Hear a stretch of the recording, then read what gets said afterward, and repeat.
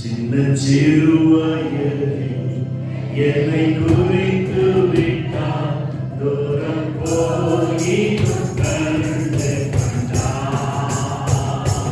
சின்ன சிறுவயதில் என்னை குறித்து விட்டார், தூரம் போயினும் கண்டு கொண்டார். தமது ஜீவனை எனக்கும் அளித்து ஜீவன் பெற்றுக் கொண்டெழுந்து வைத்தார். தமது ஜீவனை எனக்கும் அளித்து ஜீவன் பெற்றுக் கொண்டெழுந்து வைத்தார். ஆனந்தமே பரமானந்தமே இது மாபெரும் பாக்கியமே. ஆனந்தமே பரமானந்தமே இது மாபெரும் பாக்கியமே. இந்த பாரதத்தில் சொந்தக்காரர் எங்கள் உள்ளத்தில் சொந்தமானார். இந்த பாரதத்தில் சொந்தக்காரர் எங்கள் உள்ளத்தில் சொந்தமானார். 8 வயதான யோசியா என்கிற ஒரு ராஜாவை குறித்து பார்க்கிறோம். 8 வயதுதான் ஆனது. அவனுடைய 18வது வயதிலே அவன் தேவனுடைய ஆலயத்தை பழுது பார்க்கவும் தேவனுடைய ஆலயத்தை கட்டவும் வேண்டும் என்று சொல்லி அவனுக்குள்ளாக ஒரு உற்சாகத்தின் ஆவி கடந்து வந்திருக்கு. ஒரு விசேஷித்த காரணம், அவனுடைய பெற்றோர் அவனை வளர்த்த வளர்ப்பு. ராஜகுமாரன், எல்லா வசதிகளும் உண்டு, சிறு வயதிலிருந்து நல்ல விதத்தில் வளர்க்கப்பட்டவன். ஆனால் தேவ பக்திக்குரிய காரியங்களை அப்பா ராஜாவாக இருந்தாலும் பிள்ளை பிச்சைக்காரன் ஆகக்கூடாது என்று சொல்லி அவன் ராஜாங்கத்திலே மாத்திரம் வளர்க்கவில்லை, அவனை தேவனுக்குரிய பக்தியிலே வளர்த்தார்கள். நாமும் கூட நம்முடைய எல்லா செல்வங்களையும் ஆசீர்வாதங்களையும் நாம் என்ன செய்கிறோம் என்றால் நம்முடைய பிள்ளைகளுக்கு கொடுக்கிறோம். அவங்க டச் போன் வேணும், டச் இல்லாத போன் வேணும், இது வேணும், அது வேணும், வாங்கி கொடுக்கிறோம். ஆனா வேத வசனத்தை கற்றுக் கொடுக்கிறோமா? ஞாயிற்றுக்கிழமையானா வீட்டுல பிள்ளைங்களை உட்கார வச்சு 2 வசனமாக மனப்பாடம் பண்ணாதான் உனக்கு மத்தியானம் சாப்பாடு என்று எங்களுடைய பெற்றோர்களை அப்படிதான் வளர்த்தார்கள். சண்டே ஸ்கூல்ல 8 வசனம் கொடுத்துருவாங்க, அடுத்த வாரத்துல வாசிக்கணும்.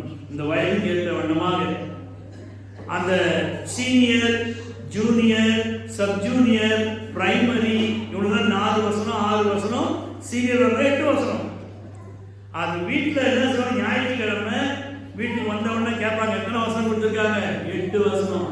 4 வசனம் மனப்பாடம் பண்ணாங்க, மதியான சாப்பாடு. அப்புறம் ராத்திரி சாப்பாடுக்கு மீதி 4 வசனம் வாசிக்கணும். இது எதற்காக சொல்கிறேன் என்றால், உங்களுடைய பிள்ளைகளை நீ வளர்க்க வேண்டிய விதத்திலே வளர்த்தால் முதிர் வயதில் அவன் விடாதிருப்பான். நீதிமொழிகளை வாசிக்கிறோம். 2வது ஒரு அனுபவம் எனக்குள்ளாக 4th ஸ்டாண்டர்ட் 4வது படிக்கின்ற வேளையிலே இந்த சண்டே ஸ்கூல்ல ரொம்ப இன்வால்வ்மெண்ட். எங்க அம்மாவும் சண்டே ஸ்கூல் டீச்சராக இருந்தாங்க. அப்படி இன்வால்வ்மெண்ட் இருக்கின்ற வேளையில ரைனல் தேவதாஸ் என்று சொல்லக்கூடிய ஒரு ஆன்டி தான் எனக்கு சண்டே ஸ்கூல் டீச்சராக இருந்தாங்க. இந்த பிள்ளைகளுக்காக சொல்லணும், நல்ல கவனி. அந்த டீச்சர் வந்துட்டு அநேக அந்த பைபிளுக்கு சின்ன சின்ன ஸ்டோரிஸ் ரொம்ப ஜெபத்தோடு வந்து கற்றுக் கொடுப்பாங்க, பிள்ளைகளோட உள்ளத்தில் பதிய வேண்டும் என்று சொல்லி. அவ்வாறு அவர்கள் கற்றுக் கொடுத்த அந்த சாமுவேலின் அந்த சம்பவமானது, சின்ன சாமுவேலை கர்த்தர் அழைத்தார் என்ற சம்பவத்தை அவர்கள் கற்றுக் கொடுத்த வகையில அதே வாரத்திலே நான் எனக்கு நன்றாக ஞாபகம் இருக்கிறது. 4வது படிக்கின்றேன்.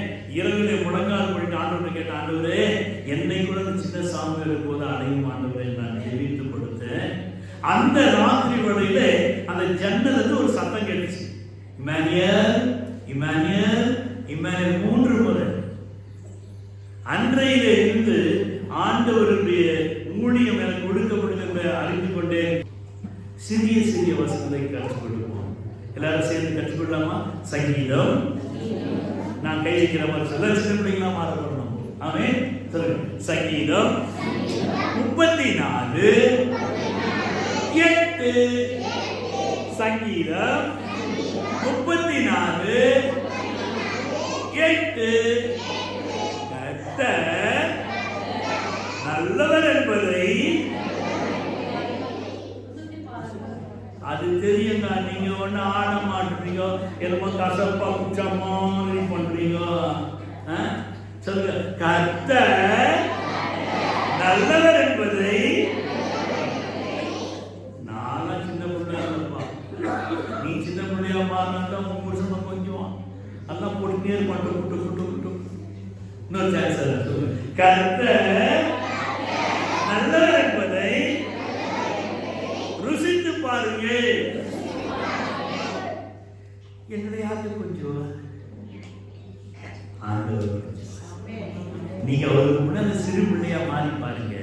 அது யார் என்று சொல்லி பார்க்கின்றவர்கள சின்ன வயதிலேயே அப்பா அம்மாவை இழந்து அவளுக்கு உடன் பிறந்தவர்கள் இல்லை, தனிமையான சூழ்நிலையில அந்த சிறு வயது முதற்கொண்டு அவருடைய அண்ணன் சிற்றப்பாவாக மாறி அவளை வளர்த்தான். அவளுக்கு எந்த பிரச்சனையானாலும் சரி அதை தன்னுடைய அண்ணன் என்ற ஒரு சித்தப்பாவாக மாறினவர்களுக்கு தான் சொல்லணும். அப்படிப்பட்ட ஒரு பெண் பிள்ளையை குறித்து இன்றைக்கு நாம் சிந்திக்க போகிறோம். அவள் யார்? வா, ரெபேக்கா சொல்றாங்க. அவள் யார்? எஸ்தர். எஸ்தருடைய வாழ்க்கையை அவளுடைய சிறிய தகப்பனாக இருந்து மொர்தெகாயை அவள் பின்பற்றினாள், அவனுக்கு கற்றுக்கொண்டாள். நீங்கள் எஸ்தர் புத்தகத்தை வீட்டில் சென்று வாசித்து பாருங்கள். நாமும் அந்த எஸ்தரை போல மொர்தெகாயை பின்பற்றுவோம் என்றால், மொர்தெகாயும் அவனுக்கு அநேக பகைஞர்கள் இருந்தார்கள். அவன் ஒரு அடிமையாக அந்த தேசத்துக்கு கொண்டு வரப்பட்டான். ஆனால் அந்த தேசத்து ஜனங்கள் இந்த அடிமைகளை, இந்த இஸ்ரவேல் மக்களை மிகவும் கொடுமைப்படுத்தி நடத்தினார்கள். ஆனால் அந்த சூழ்நிலையிலும் கூட இந்த மொர்தெகாயுடைய விசுவாசம், இவன் ஒரு தகப்பனாக செயல்பட்டான். ஆனால் உறவு முறையில அண்ணன், ஆனால் செயல்முறையிலே தகப்பனாக செயல்பட்டான். எனவே செயல்பட்டபடினாலே அந்த சிறு பிள்ளை எஸ்தர் சிறு வயது முதற்கொண்டு அவனை அண்ணனாக அல்ல அப்பாவாக பார்க்கின்றாள். சாதாரணமாக அப்பாவுக்கு அடுத்தது வீட்டில் அப்பா இருக்கிறீங்களா? அண்ணன், அக்கா.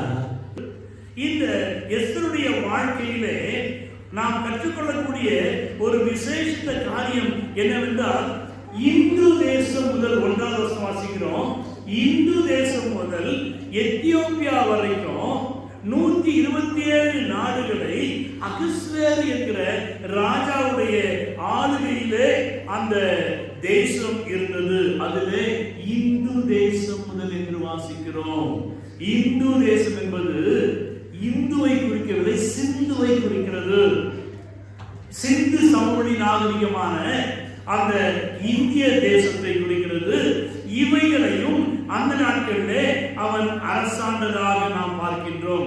இவ்வாறு அரசாடுகின்ற வகையிலே இந்த எஸ்தர் ராஜாத்தியை இந்த மொர்தெகாய் அன்போடு வளர்க்கின்றான். இந்த மொர்தெகாயோ அரண்மனை வாசலிலே காவல்காரனாக இருக்கின்றான். அல்லேலூயா. நீங்கள் தான் எங்க இருக்கிறீங்க? நான் தான் மொர்தெகாய், நீங்க தான் மொர்தெகாய். நம்ம எங்க இருக்கிறோம்? ராஜாவுடைய அரண்மனையிலே காவல்காரனாக இருக்கின்றோம். அல்லேலூயா. நாம் யாரை காக்கின்றோம்? நம்முடைய பிள்ளைகளை, நம்ம கொடுக்கப்பட்ட அதிகாரத்தை, நம்ம கொடுக்கப்பட்ட பொறுப்பை நாம் என்ன செய்யறோம்?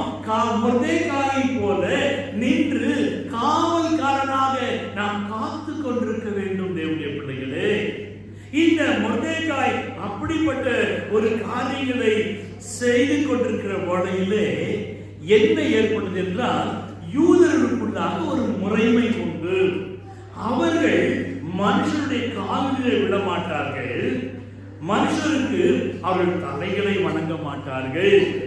ஜீவனுள்ள தேவனுடைய யெகோவாகிய தேவனாகிய கர்த்தர் மீது அவர்கள் விசுவாசம் நம்பிக்கை வைத்தபடினாலே அவர்கள் மனுஷருக்கு முன்பாக தலை குனிய மாட்டார்கள்.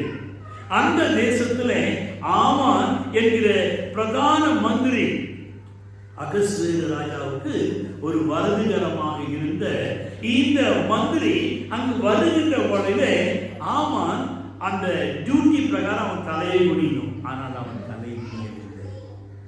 இன்றைக்கு அப்படிப்பட்ட ஒரு மனிதனை குறித்து இந்திய தேசம் பேசிக்கொண்டு வருகிறது. யாருக்கு சொல்ல முடியுமா? யாருமா? Kernel, very good. பஞ்சாப் தேசத்திலே சாம் கமலேசன் பெரிய ஒரு கர்னல். ஆனால் I never bow before the idols. அதுதான் விசுவாசம், அதுதான் நம்பிக்கை. ஏன்? சிறு வயது முதற்கொண்டு அவனுடைய பெற்றோர், அவனுடைய திருச்சபை, அவனுடைய போதக பிதாக்கள் அவர்களை வளர்த்தபடினாலே அவன் வைராக்கியம் உள்ளவனாக இருந்து, உன் பணம் உன்னோடு கூட நாசமாகட்டும் என்று சொல்லி அவன் அதை விட்டு வெளியே ஒரு காசு அவன் கொடுக்கல. ஆனாலும் கர்த்தர் அவனோடு கூட இருக்கின்றார். தேவனுடைய பிள்ளைகளே, நமக்குள்ளாக இந்த ஒரு வைராக்கியம் தேவை. மொர்தெகாயுடைய வாழ்க்கையில இருந்து நாம் கற்றுக்கொள்ள வேண்டிய ஒரு விசேஷ காரியம் வைராக்கியம். கடவுளுக்காக வைராக்கியம். நமக்கு எங்க இருக்குது? நேரத்துக்கு நம்ம இஷ்டத்துக்கு வரோம், இஷ்டத்துக்கு போறோம். அப்புறம் எங்கிருந்து உங்களுக்கு நல்லது வரும்? சுகமா இருப்பீங்க, பண தேவைகள் கம்மியா இருக்காது, வீட்டுல சந்தோஷம் சமாதானம் இருக்கும். எங்கிருந்து இருக்கும்? கடவுளை தேடுகிறவர்கள் ஒரு நன்மையும் 34:10 சங்கீதம். ஆனா நம்ம என்ன செய்யறோம்? நாம் அவரை தேடுகிற காரியத்தில் குறைவுள்ளவர்களாக இருக்கிறோம். இந்த இடத்திலே இந்த ஆமான் இவனை பார்க்கின்றான். இவனோ தன்னை தலை குனியவில்லை. இந்த சூழ்நிலையிலே அவனுக்குள்ளாக ஒரு வெறி வருகிறது. இவனை கொன்று விட வேண்டும் என்று சொல்லி அவனுடைய மனைவி, அவனுடைய ஜனங்கள் சொல்கிறார்கள், இந்த மொர்தெகாய் யார் என்றால் இஸ்ரவேல் ஜனத்திலே ஒருவன். இஸ்ரவேலர் யூதர்கள் தங்களை ஒரு நாளும் மனுஷன் தலை குனிய மாட்டார்கள். ஏனென்றால் அவர்கள் வணங்குகிற தேவனை குறித்து அவனுக்கு ஒரு வைராக்கியம், பக்தி வைராக்கியம் உண்டு. அப்பொழுது ஆமான் தீர்மானிக்கிறான், இவன் கூட்டத்தையே அழிச்சிருந்தான். ஒரு மனுஷனை அழிக்க வேண்டியவன் அவன் கூட்டத்தையே அழிக்கும்படியாக அவன் ஒரு சில காரியங்களை ராஜாவோடு இணைந்து செய்கிறான். நீங்க வீட்டில் வாசி பாருங்கள். ராஜா ஆமானும் ராஜாவாகிய அகஸ்வேரும் இருவரும் குடிக்கும்படியாக உட்கார்ந்தார்களா? அந்த தேசம் கலங்கிற்று என்று வாசிக்கிறோம். அந்த தேசம் கலங்கிற்று என்று வாசிக்கிறோம். தேவனுடைய பிள்ளைகளே, அவன் அப்படிப்பட்ட காரியங்களை செய்து எப்படியாயினும் இந்த இஸ்ரவேலரை கொன்று விட வேண்டும் என்று அவன் தீர்மானிக்கின்றான். ஆனால் அதன் முடிவு என்ன? அதைத்தான் இன்றைக்கு நாம் சிந்திக்க போகிறோம். எஸ்தருடைய வாழ்க்கையும் இந்த மொர்தெகாயுடைய அந்த அனுபவங்களும் என்ன கற்றுக் கொடுக்கிறது என்பதை நாம் சிந்திக்க போகிறோம். என்று வாசிக்கலாம். எஸ்தர் 9ஆம் அதிகாரம் 1வது வசனம்.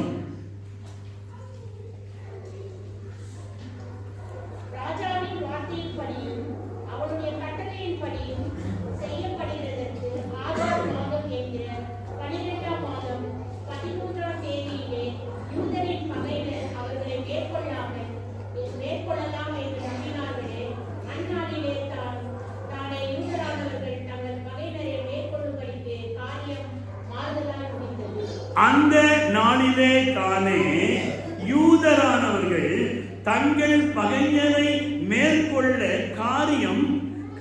மேற்கொள்ளும்படி காரியம் மாறுதலாய் முடிந்தது. ஒரு பகுதியிலே ஆமானும் அவனுடைய கூட்டத்தாரும் இஸ்ரவேலை அழிக்கும்படியாக அவன் உலக பிரகார ராஜாவோடு இணைந்து செயல்படுகிறான். ஆனால் பரம ராஜா தனக்கு பயப்படுகிற தன்னுடைய ஜனங்களுக்காக காரியங்களை மாற்றக்கூடிய வல்லவரும் நல்லவருமாக இருக்கின்றார். அல்லேலூயா. நம்முடைய வாழ்க்கையிலே அவர் எல்லாவற்றையும் மாற்ற 3 காரியங்கள் மாறுதலாக முடிந்தது என்று வாசிக்கிறோம். முதலாவது, பகைஞரின் நம்பிக்கை மாறுதலாய் முடிந்தது. சொல்லுவோமா? பகைஞரின் சொல்லுங்க. பகைஞரின் நம்பிக்கை மாறுதலாய் முடிந்தது. முதலாவது. இரண்டாவதாக, யூதர்களின் துக்கம் மாறுதலாய் முடிந்தது. இப்ப தெரியுதா சின்ன பிள்ளைங்க யாரு, பெருசு யாருன்னு? அதுதான் முதல்ல சொல்லிட்டு நம்மள யாரா மாறணும்? சின்ன பிள்ளைங்க அதுக்கு எப்படி கத்துது பாருங்க. அந்த பிராக்டிஸ் பாருங்க, இந்த பிராக்டிஸ் பாருங்க, இந்த பிராக்டிஸ் பாருங்க. ஏன்னா இதுதான் ரொம்ப வாட்னஸ், ரொம்ப சின்ன பிள்ளைங்க. இதுக்கு பரவாயில்ல. இந்த வரணும் என்ன ஆயிடும்? இப்படிதான் மூக்கு மேலே வாய் மேலே கை வச்சுக்கின்னு அந்த வயசு வரணும் சிரிச்சு. தேவனுடைய பிள்ளைகளை மறுபடியும் சொல்லுவோம். பகைஞரின் நம்பிக்கை மாறுதலாய் முடிந்தது. யூதர்களின் துக்கம் மாறுதலாய் முடிந்தது. பகைஞரை மேற்கொள்ள காரியம் மாறுதலாய் முடிந்தது. இந்த மொர்தெகாயுடைய வளர்ப்பை நாம் பார்க்கின்ற வகையில இந்த எஸ்தர் சிறு பெண்ணாக இருந்து அந்த பருவம் அடைகின்ற அந்த சூழ்நிலையிலே தான் அவள் ராஜ அரண்மனைக்கு கொண்டு போகப்படுகின்றாள். அல்லேலூயா. அவள் எப்பொழுது இந்த பருவம் அடைகின்றவள். அதுபோலதான் சிறு பிள்ளைகளை நாம் சபைக்குள்ளாக கொண்டு வருகிறோம். அந்த பிள்ளைகள் வளருகின்ற சூழ்நிலையிலே இந்த சிறு பிள்ளைகள் ஊழியம், இந்த ஞாயிறு பள்ளியானது அவர்களை ஒரு ராஜ அரண்மனைக்குள்ளாக கொண்டு செல்கிற ஒரு அனுபவமாக சபையும் சிறு பிள்ளைகள் ஊழியமும் காணப்படுகிறது. இந்த சூழ்நிலையிலே அங்கு அவள் அந்த அரண்மனைக்குள்ளாக வந்து வளர்க்கப்படுகின்றாள். இன்றைக்கு நாம் எப்படி நம்முடைய பிள்ளைகளை திருச்சபை என்கிற ஒரு அரண்மனைக்குள்ளாக வளர்க்கிறோமோ அதை போல அங்கு வளர்க்கப்படுகின்றாள். ஆனால் அங்கு மொர்தெகாய் அவளுக்கு அண்ணனாக மாத்திரமல்ல தகப்பனாகவும் இருந்து செயல்படுகின்றான். இவன் அரண்மனை வாசல்லே உட்கார்ந்து கொண்டிருக்கிறபடினாலே இவன் என்ன செய்கிறான் என்றால் அடிக்கடி தன்னுடைய மகளிடத்தில் பேசிக்கொண்டே இருக்கிறான். எப்படி நடக்க வேண்டும், என்ன செய்ய வேண்டும், என்ன சொல்ல வேண்டும், என்ன கேட்க வேண்டும் என்று கற்றுக் கொடுக்கின்றான். அவன் காரணம் என்ன? அவன் அண்ணனாக மாத்திரமல்ல தகப்பனாக இருக்கின்றான். கிறிஸ்துவ அப்பா உண்டு. முதல் அப்பா பெரிய ஆண்டவர், பெரியப்பா அவர்தான். யாரு? அதுதான் நம்முடைய பிதாவாகிய தேவன், குமாரனாகிய கிறிஸ்து, தூய ஆவியானவரோட தேற்றவாள். இவர்தான் நமக்கு அப்பாக்கள். 3 அப்பா ஒரே அப்பாவாக செயல்படுகிறார். அவர் பெரியப்பா. 2வது, உங்களை என்னை பெற்றெடுத்த அப்பா. யாருங்க? பெற்றெடுத்த அப்பா. உங்க அப்பா பாருங்க என்ன அழகா சொல்றாங்க. 3வது அப்பா மொர்தெகாய் வந்துட்டு இந்த எஸ்தருக்கு அப்பாவாக மாறுகின்றான். அண்ணன் அப்பாவாக மாறுகிறான். அது போல உங்களுடைய சபை ஊழியர் இருக்கிறாரு, அவர் தான் உங்களுக்கு சித்தப்பா. என்னப்பா? இப்போ ஒரு எக்ஸாம்பிள் உங்களுக்கு காமிக்கிறேன் பாருங்க. தம்பி முன்னால மிஸ்டர் லியோ. லியோக்கு ஒரு பிரச்சனை. இப்படி இப்படி இப்படி இல்லைங்க. திரும்பி இல்லைங்க பாருங்க. லியோக்கு ஒரு பிரச்சனை. அவன் அப்பாட்ட போய் கேட்கணும். அப்ப யாரை போய் மீட் பண்ணுவாங்க?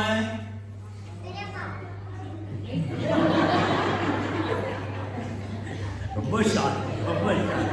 Very good. யார் சொல்றது? பெரியப்பான்னு. Very good. கர்த்தர் ஆசீர்வதிப்பார். சரி, இவன் பிராக்டிக்கலை யாரை மீட் பண்ணுவான்? அவனுக்கு ஒரு வேலை ஆகணும்னா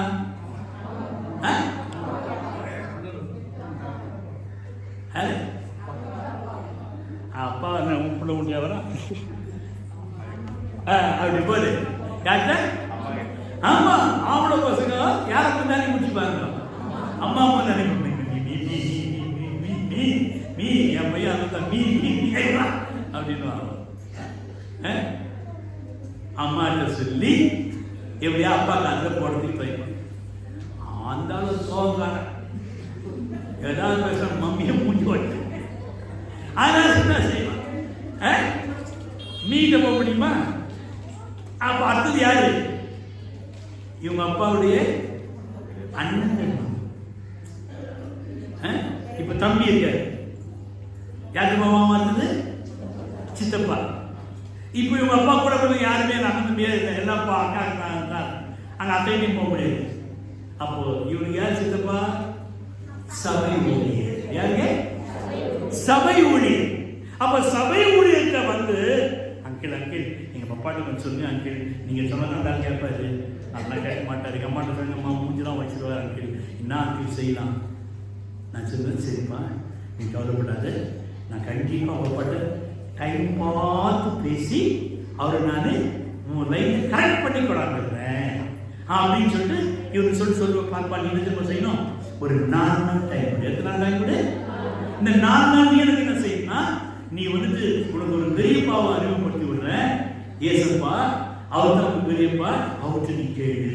ஏசப்பா எங்க அப்பாவோட இருதயத்தை நீ தான் மாற்றணும். நீதிமொழி 21:1 சொல்லுது, ராஜாக்களுடைய இருதயம் கர்த்தருடைய கருத்துல நீர்க்கால்களை போல இருக்குது, நம்ம சித்த பிரகாரம் திருப்புறாரு. அதனால எங்க அப்பாவோட இருதயம் உம்ம கையில இருக்கிற ஆண்டவரே நீர் மாற்றுன்னு சொல்லி நீ பெரியப்பாட்டு ஜெபம் பண்ணுப்பான்னு சொல்லி அனுப்பிச்சிடுறேன். 4 நாள் கழிச்சு வராது மறுபடியும். யாரு? மிஸ்டர் ஹீரோ வராது. அங்கே பப்பாட்ட பேசுறீங்களா? ஆமாண்டா இன்னைக்கு பேச போற. சரி, அதுக்கு ஒரு சின்ன ஒரு கேள்வி. உங்க பெரியப்பா பேசுறீங்க?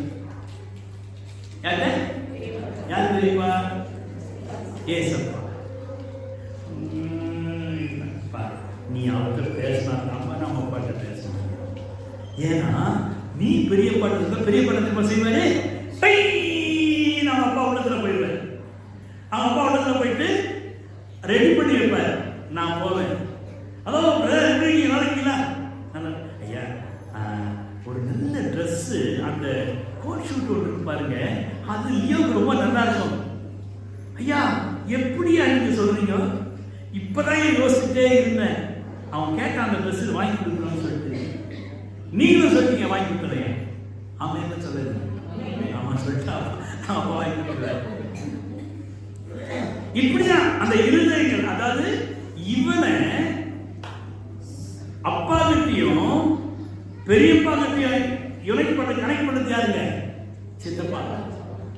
அப்போ நாங்கள் அந்த அந்த தன்மையில இருந்து நாங்கள் வசனத்துக்குள்ளாக பிள்ளைகளை வளர்க்கும்படியாக கற்றுக் கொடுக்கின்றோம். அப்போ இவன் என்ன செய்வான்? ஒவ்வொரு காரியத்துக்கும் ஜெபம் பண்ணுவான். ஏசப்பா எங்க அப்பாவுடைய இருக்கிறத பேசி எனக்கு கோட் ஷூட் எடுத்து கொடுத்து நன்றி ஆண்டவரே, தொடர்ந்து எனக்கு இது வேணும் அது வேணும் யார்கிட்ட கேட்க ஆரம்பிச்சிருவான் டைரக்டா. அவ்வளவுதான். அப்புறம் வந்து என்ன செய்வான்? அங்கிள் நீங்க சொன்ன மாதிரி ஜெபம் பண்ண அங்கிள், சரி நீ அதை சாட்சியா சொல்லு. இப்படிதான் நாம் பிள்ளைகளை வளர்க்க வேண்டும். எனவே கிறிஸ்தவர்களுக்கு எந்த தாக்கம் உண்டு? ஆமா, செத்தா கூட ஒரு மண்ணு கேட்ட சொல்லணும். நீங்க எத்தனைப்பா? ஆமா, போட்டு 3 அப்பா. ஐயோ நினைச்சு சொல்றேன். நாம் அதை பிள்ளைகளுக்கு நாம் கற்றுக் கொடுக்க வேண்டும். கடந்து போகட்டும்.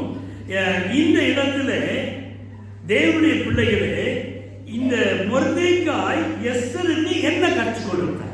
3 காரியங்களை அவன் கற்றுக் கொடுக்கின்றான்.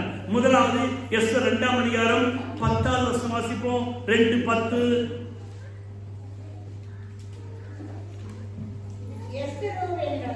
தன் குலத்தையும் தன் பூர்வோத்தரத்தையும் அறிவிக்காதிருந்தார். போதுமா. குடும்ப ரகசியத்தை காக்க வேண்டும்.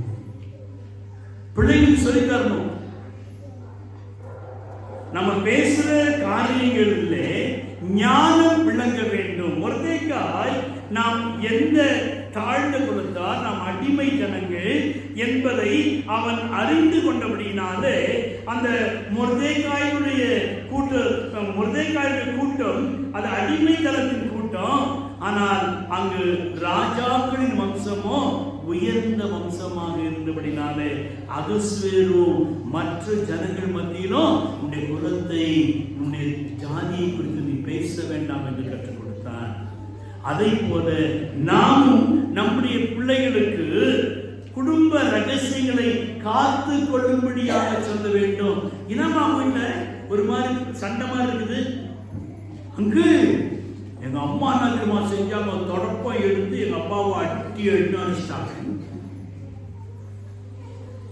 தேவையா இதெல்லாம்? அப்ப நம்ம சண்டை போற நேரத்தில் பிள்ளைகளுக்கு சண்டை போடுறது ஏதாவது பிரச்சனையா? நீங்க 2 பேரும் வெளியில போயிட்டு நாம் நம்முடைய பிள்ளைகளுக்கு கற்றுக் கொடுக்க வேண்டிய காரியங்கள் பிள்ளைகளுக்கு முன்பதாக நாம் என்ன செய்வாங்க? வாய் வந்த மாதிரி பேசுறது, கெட்ட வார்த்தையை பேசுறது, எடுத்து அடிக்கிறது, அந்த ஆள் அப்படி தாண்டா, இந்த பொம்பளை இப்படி தாண்டா. யார் சப்போர்ட்? பிள்ளைகளை சப்போர்ட் எடுத்துக்கிறது. எனவே முதலாவதான காரியம் குடும்ப ரகசியத்தை காக்க வேண்டும். இரண்டாவதாக 4ஆம் அதிகாரம் 16வது வசனம் வாசிப்போம். 4:16.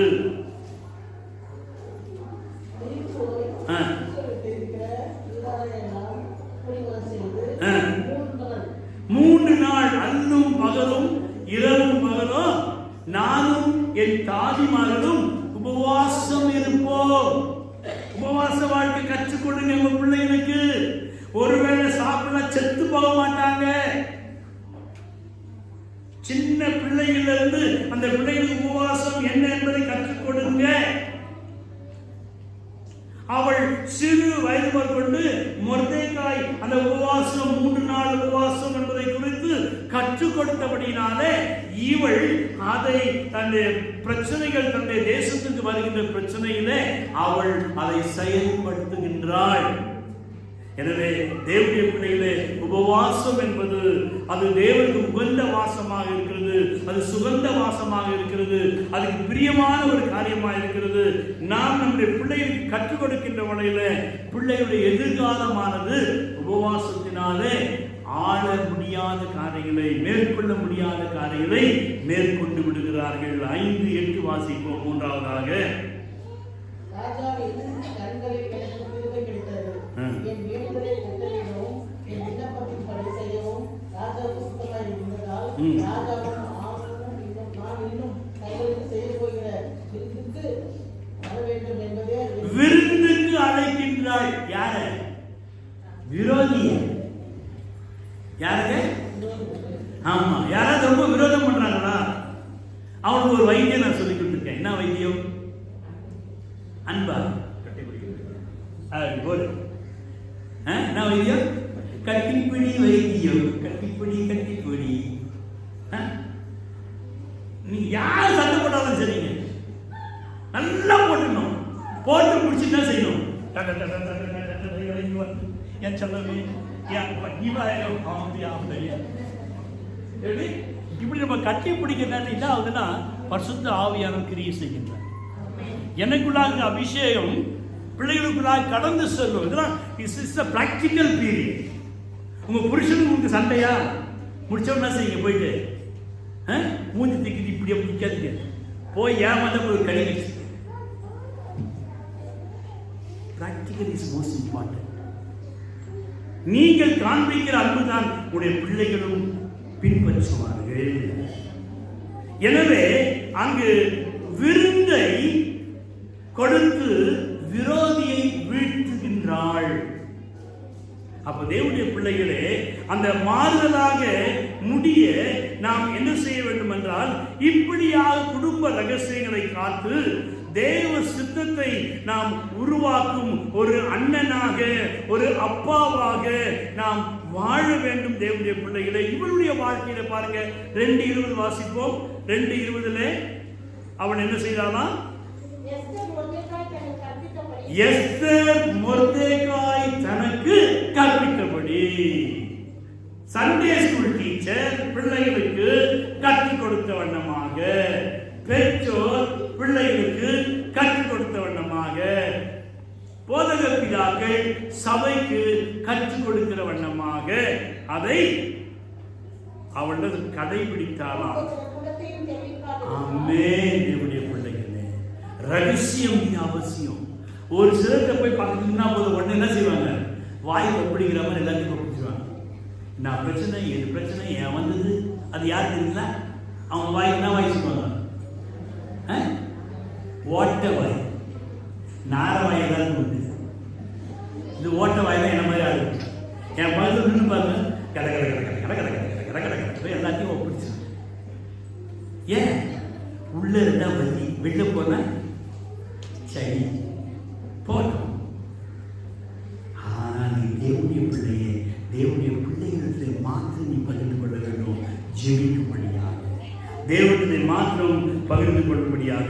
எஸ்தர் மொர்தெகாயிலே வளரும் போது அவன் சொற்கேட்டு நடந்தது போல தொடர்ந்து அந்த துக்கம் மாறுதலாக முடிய வேண்டுமானால் தேவன் உன்னையும் என்னையும் பயன்படுத்த வேண்டும். தேவனுடைய பிள்ளைகளே, அப்ப தேவன் நம்மை பயன்படுத்த வேண்டுமானால் நாம் யாரை போல மாறணும்? எஸ்தரை போல மாறணும். நம்ம என்ன சொல்லுவோம்? ஏமா லேட்டு, ஏமா லேட்டு, 1008 என்ன சொல்லுவோம்? சாக்கு போக்கு சொல்லுவோம். என்ன சொல்லுவோம்? சாக்கு போக்கு சொல்லுவோம். சாக்கு போக்கு சொல்லாமல் ஜல்தியாய் ஓடி வந்து. கத்துக்கலாமா அந்த பாட்டு? தெரியுமா தெரியாதா? தெரியுமா? 1 2 3 ஸ்டார்ட். சாக்கு போக்கு சொல்லாமல் ஜல்தியாய் ஓடி வந்து, சாக்கு போக்கு ஜல்தியாய் ஓடி வந்து, காக்கும் சென்னை கண்டரை வாயற்றித்து, காக்கும் சென்னை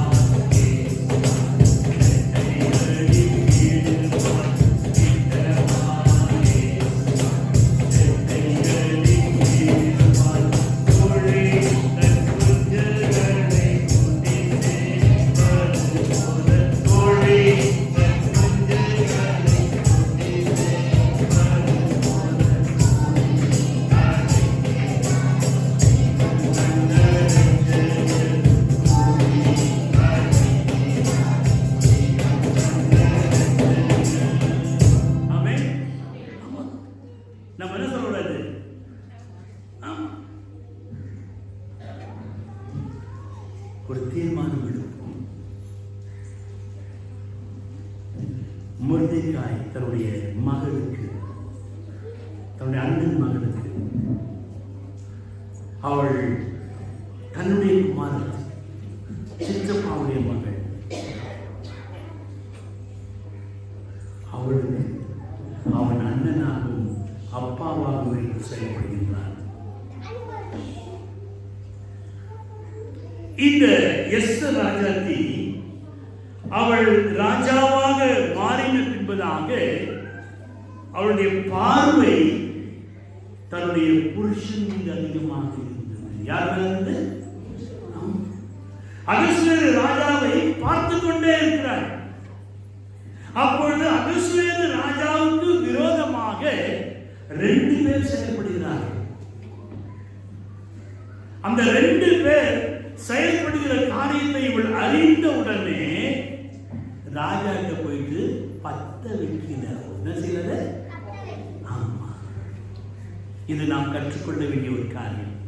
புருஷன் மனைவி ஏதாவது பிரச்சனைகளை நாம் எதிர்கொள்ளுகின்ற வகையிலே அதை நாம் முதலாவது ஆண்டவரிடத்திலே பகிர்ந்து கொள்ள வேண்டும். 2வது அதிகாரம் 22வது வசனம் வாசிக்கின்ற வகையிலே இவள் இந்த காரியங்களை மொர்தெகாயின் மூலமாக அறிந்து கொண்டாளாம். மொர்தெகாயின் மூலமாக அதை கன்ஃபார்ம் பண்ணிக்கிறார். அவள் இதை தெரிந்து கொண்டால் மொர்தெகாய் கன்ஃபார்ம் பண்ண உடனே பின்பதாக அவள் ராஜாவிடத்திலே அவளே சொல்லல, யார் சொல்றா? மொர்தெகாய் சொன்னதாக சொல்லுகின்றாள். அதுதான் பாருங்க நாம் கற்றுக்கொள்ள வேண்டிய காரியங்கள். நம்ம செய்ய பெருமைக்கு பண்ணி வளர்க்கிற மாதிரி, ஏங்க நான் தாம கண்டுபிடிச்சங்க, நாளைக்கு பிரச்சனை வந்தாக்க முதல்ல யார் தான் வாங்கி சொல்லு, நம்ம தான் வாங்க. அதனால அவள் யார சொன்னா? மொர்தெகாய் என்கிற வாசலை காக்கிற அந்த காவல்காரன் சொன்னான் என்று சொல்லி அங்கு அவனை ராஜாவோடு இணைக்கின்றாள். அதுதான் ஒரு முக்கியமான ஒரு ரகசியம். உன்னுடைய பிள்ளைகளை நீ வளர்க்கின்ற வகையிலே, அவர்கள் வளர்கின்ற வகையிலே அந்த உறவுகள் மத்தியில் அவர்கள் என்ன செய்ய வேண்டும்? ஒரு பிரிட்ஜ், ஒரு பாலமாக இருந்து வளர்த்த நம்மை அவர்கள் உயர்வான நிலைமைக்கு வருகின்ற வகையிலே நம்மையும் அந்த நிலையில இணைக்க வேண்டும். அது முக்கியமான ஒரு ரகசியம்.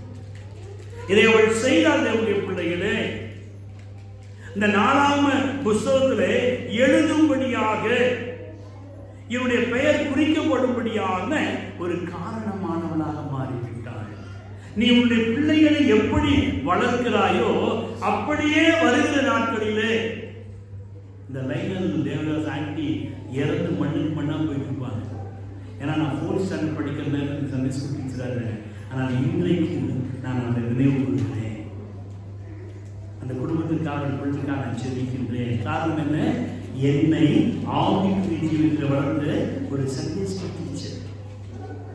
நீங்களும் உங்களுடைய பிள்ளைகளை இப்படி வளர்க்கின்ற வகையிலே அங்கு வித்தியாசமான ஒரு சூழ்நிலை அங்கு உருவாக காரணமானவர்களாக நாம் மாறிவிடுகிறோம். தேவனுடைய பிள்ளைகளே, இந்த எஸ்தர் மொர்தெகாயின் பேரிலே ராஜாவுக்கு சொன்னபடியினாலே அங்கு என்ன ஏற்படுகிறது? மொர்தெகாயுடைய பெயர் 4ஆம் புஸ்தகத்தில் எழுதப்படுகிறது.